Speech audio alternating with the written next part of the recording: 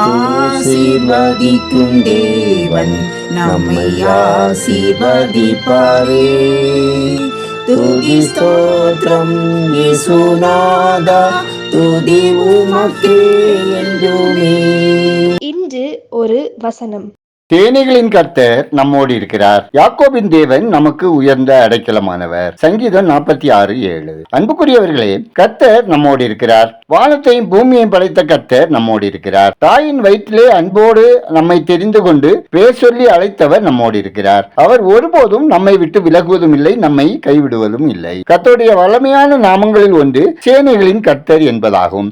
ஆகவே நீங்கள் பயப்பட தேவையில்லை. கர்த்தர் உங்களுக்கு அடைக்கலமும் பெலனும், ஆபத்து காலத்தில் அனுகூலமான துணையும் ஆனவர். அவர் உங்களுக்காக யாவையும் செய்து முடிக்கிற யெகோவா ஈராக, வியாதியை முறித்து போடும் யெகோவா ரஃபாவாக, ஜே கொடியாக விளங்கும் யெகோவா நிசியாக, பசுத்தப்படுத்தும் யெகோவா மெகாதீஸாக, சமாதானத்தை கொடுக்கும் யெகோவா ஷாலோமாக எப்பொழுதும் கூடவே இருக்கிறார். தேவ பிள்ளைகளே, கர்த்தர் சாத்தானுடைய சகல வல்லமைகளையும் முறித்து உங்களுக்கு ஜெயத்தை தருவார். கலங்காதிருங்கள், பயப்படாமலும் இருங்கள். சேனைகளின் கர்த்தர் உங்களோடு கூட இருக்கிறார். நாம் ஜெபிப்போம். எங்களை விட்டு விலகாமலும் எங்களை கைவிடாமலும் காக்கும் பரலோக பிதாவே, ஆசீர்வதிக்கப்பட்டதான இந்த நாளுக்காய், இந்த நாளின் வசனத்துக்காய் நன்றி சொல்கிறோம். அப்பா, எங்கள் முழு உள்ளத்தோடும் உம்முடைய கரங்களில் அடைக்கலமாகிறோம். எங்கள் விசுவாசம் பலப்படவும், உம்மில் நிலைத்திருக்கவும், பயமின்றி கலக்கமின்றி சமாதானமான வாழ்க்கை வாழவும் உங்க கிருபை தாங்க.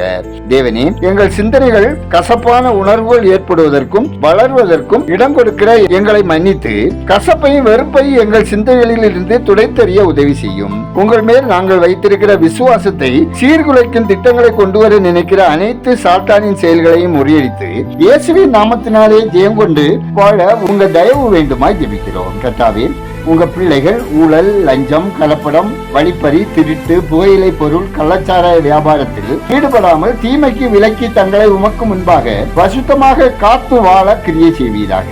ஒவ்வொருவரின் தொழில், வேலை, வியாபாரம், விவசாயம், அப்பம், தண்ணீர், பொருளாதாரம், போக்குவரத்து ஆசீர்வதிக்கப்படவும், குடும்பத்தில் தேவ சமாதானம் நிறைவாய் பெருகவும் ஜெபிக்கிறோம். கர்த்தாவே, புதிய கல்வி ஆண்டுக்குள் செல்லுகிற பிள்ளைகள் தெய்வீக ஞானத்தால் நிரப்பப்படவும், படித்து முடித்த பிள்ளைகளுக்கு தகுதிக்கேற்ற வேலை கிடைக்கவும், வாலிப பிள்ளைகளுக்கு ஏற்ற வாழ்க்கை துணை கிடைக்கவும், பேறுகால ஸ்திரீகளுக்கு சுகப்பிரசவம் உண்டாகவும், குழந்தை செல்வத்துக்காக காத்திருக்கும் தம்பதியர் குறை நீங்கி சந்தானம் விருத்தி அடையவும் உங்க அனுகிரகம் வேண்டுமாய் ஜெபிக்கிறோம். இந்த நாளில் பிறந்த நாளை காணும், திருமண நாளை காணும் ஒவ்வொருவரையும் ஆசீர்வதிங்க.